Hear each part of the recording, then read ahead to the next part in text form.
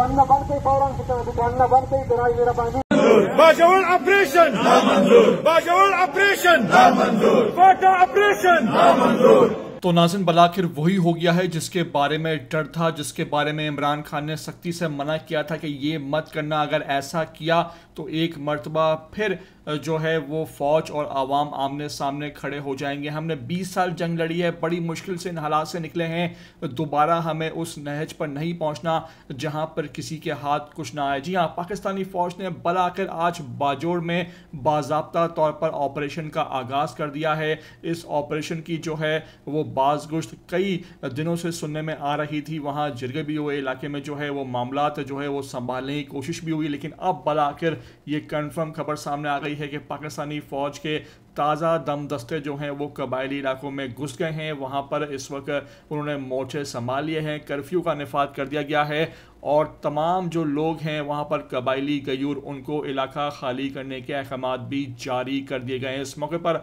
अब देखना होगा कि पीटीआई इसमें कैसा रिएक्शन देती है। पीटीआई ने आज कौमी असम्बली के फ्लोर पर तो इसका एहतजाज किया है, लेकिन केपी के असम्बली के अंदर जो है वो ना होने के बराबर एहतजाज किया गया है। अली अमीन गंदापुर इस मौके पर बिल्कुल चुप साध कर बैठ गए हैं। इमरान खान का डायरेक्ट ऑर्डर है कि उनके सूबे में उनकी हुकूमत की परमिशन के बगैर कोई आके ऑपरेशन नहीं कर सकता है। इस मौके पर एक मरतबा फिर अब कबायली इलाकों जो है वो तबादला उनका हो रहा है, वहाँ पर वो घर बार छोड़ने पर मजबूर हो रहे हैं और दोबारा से इलाके में अब सोरिश, कर्फ्यू और हालात ख़राब देखे जा रहे हैं। मेरी आपसे रिक्वेस्ट है कि इस तरह की न्यूज़ वीडियो अपडेट को एक तो आखिर तक देख लिया करो। नए आते हो ETV 247 उर्दू पर तो लाजमी से आप सब्सक्राइब करो, लाइक करो, शेयर करो और कमेंट करके मुझे अपनी कीमती आरा से लाजमी आगाह जरूर कर देना।